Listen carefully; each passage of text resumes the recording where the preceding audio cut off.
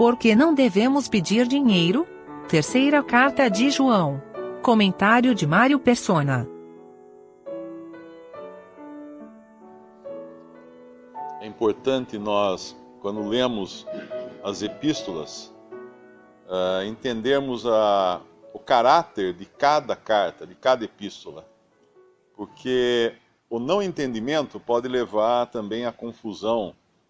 Nós temos as epístolas que são às igrejas, como é 1 Coríntios, Romanos, por exemplo. Nós temos aquelas epístolas que são mais genéricas, mas são coletivas, como aos Hebreus, como 1 Pedro, 2 Pedro. E nós temos epístolas que são pessoais, como Timóteo, 1 Timóteo, 2 Timóteo, essa aqui também, como a outra de Filemon, né? Então são epístolas com diferentes aplicações e de caráter diferente. Quando nós misturamos as coisas, pode dar uma certa confusão. Às vezes alguém tenta aplicar à Assembleia o que é dito numa epístola que é pessoal, e às vezes alguém quer aplicar uma questão pessoal o que é dito para uma Assembleia.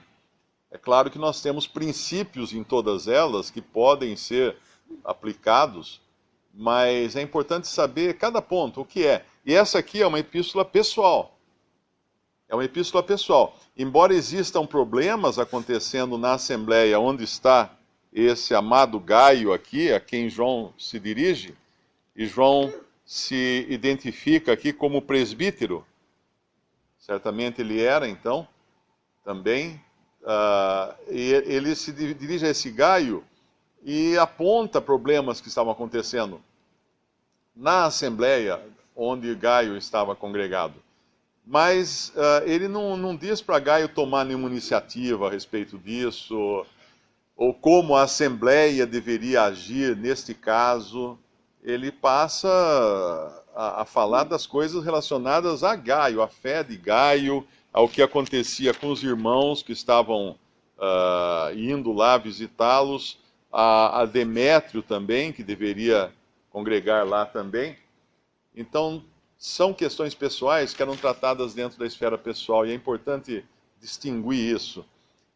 Uma coisa que ele fala aqui, ele chama Gaio de filho, né? No versículo 4, não tenho maior gozo do que este, o de ouvir que os meus filhos andam na verdade. E Paulo usa também essa expressão, porque muitos desses haviam escutado o Evangelho diretamente da boca de João, ou diretamente da boca de Paulo, e certamente eram seus filhos na fé. E a ele se dirige, então, com um amor especial, com um carinho todo especial. E ele tem uma comunhão na alegria, né? Porque ele fala no versículo 3... Porque muito me alegrei quando os irmãos vieram e testificaram da tua verdade, como tu andas na verdade. E é bonito nós vermos isso, esse espírito de alegria quando vemos um irmão andando na verdade.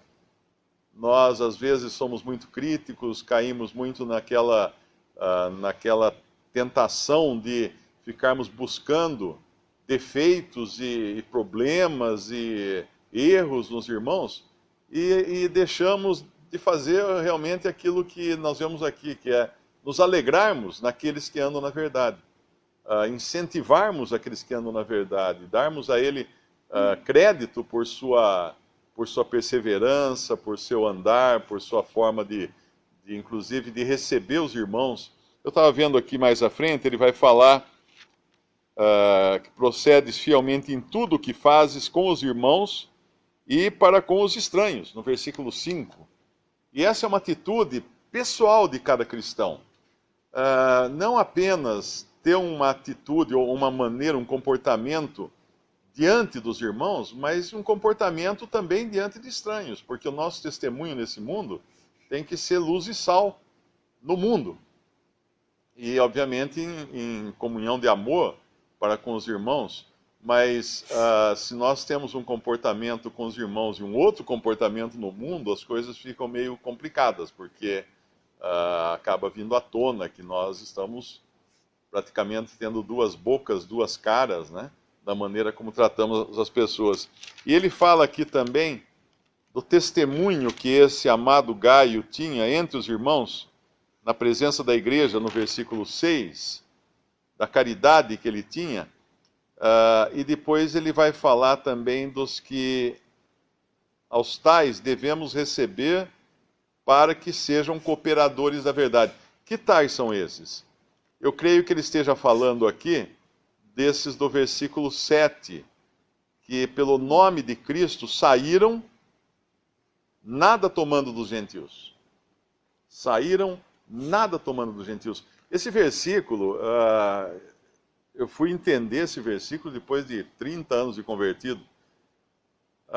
Os cristãos, muitos pastores, pregadores hoje na cristandade, eles costumam usar aquela passagem de Gênesis, quando os hebreus saíram do Egito e eles espoliaram os egípcios, eles tiraram, os egípcios, eles pediram, os egípcios deram suas joias, suas riquezas. Podemos até abrir lá, Gênesis, aliás, Êxodo, capítulo... Eu não me lembro agora onde está o versículo, acho que é capítulo 12, capítulo 12, versículo 35. Fizeram, pois, os filhos de Israel conforme a palavra de Moisés, e pediram aos egípcios vasos de prata e vasos de ouro e vestidos, e o Senhor deu graça ao povo em os olhos dos egípcios, e emprestavam-lhes, e eles despojavam os egípcios. Eles saíram com muita riqueza do Egito, talvez até pelo pavor que Deus colocou no coração dos egípcios, e, obviamente, eles saíram ricos, com muita coisa, né?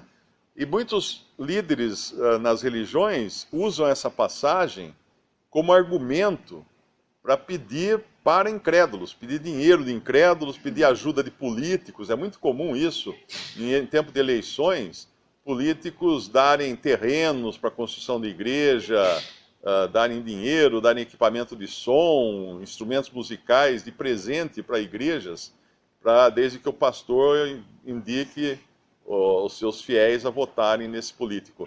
Mas isso aqui aconteceu lá, numa outra circunstância completamente diferente, um povo que era um povo terreno, um povo de Deus terreno, saindo do Egito, de onde eles eram escravos. Na verdade, eles não estavam tirando dos egípcios, eles estavam recebendo uma indenização por trabalho forçado. Era mais ou menos assim, porque eles trabalharam como escravos durante muito tempo, e eles estavam agora sendo indenizados pelo trabalho que eles fizeram para os egípcios. Mas aqui, quando nós vemos o cristianismo, os cristãos saíram levando o evangelho, levando a palavra, e como diz aqui, nada tomando dos gentios. Eles saíram muito mais no espírito de Abraão, quando libertou os habitantes de Sodoma, e veio então o rei de Sodoma para oferecer a Abraão muitas riquezas, um pagamento, tudo pela... E ele falou, não quero nenhuma correia de sandália de Abraão, para que ninguém diga que o rei de Sodoma enriqueceu Abraão. Ele não quis nada.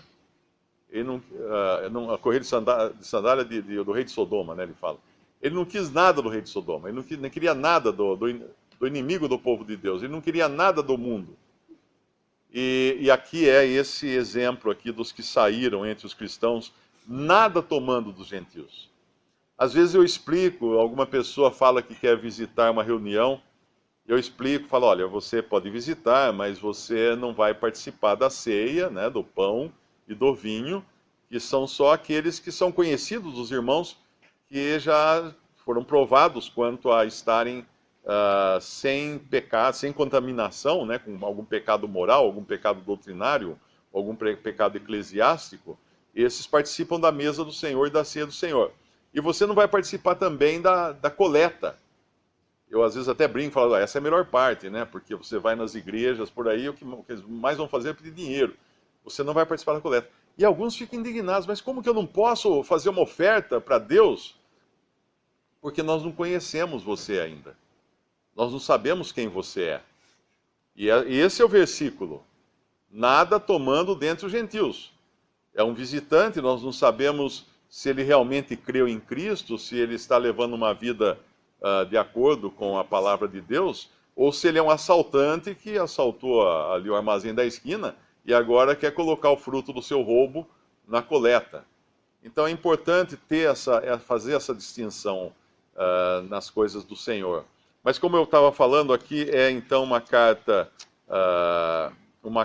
pessoal, e nós devemos pessoalmente, particularmente, tomar também para nós isso. Uma vez um irmão perguntou se era correto alguém que vai sair para ir viajar na obra do Senhor, por exemplo. Eu vou sair daqui, vou visitar os irmãos lá em Fortaleza. E eu chegar, irmãos, eu estou indo a Fortaleza, então eu gostaria que os irmãos pudessem me ajudar com os custos da viagem, ou alguma coisa assim. Eu falei, não é correto fazer isso.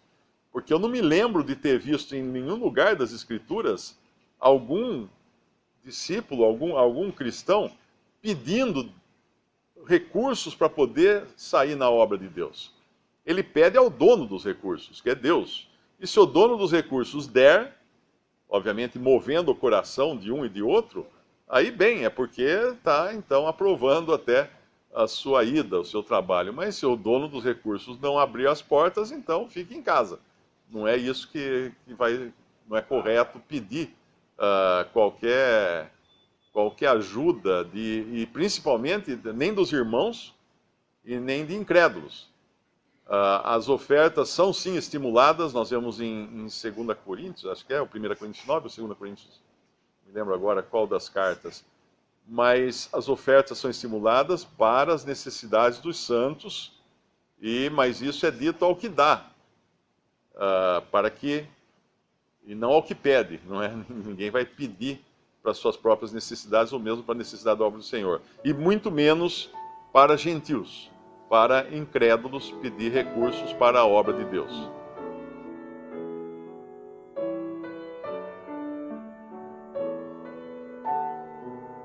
Visite Respondi.com.br. Visite também 3minutos.net.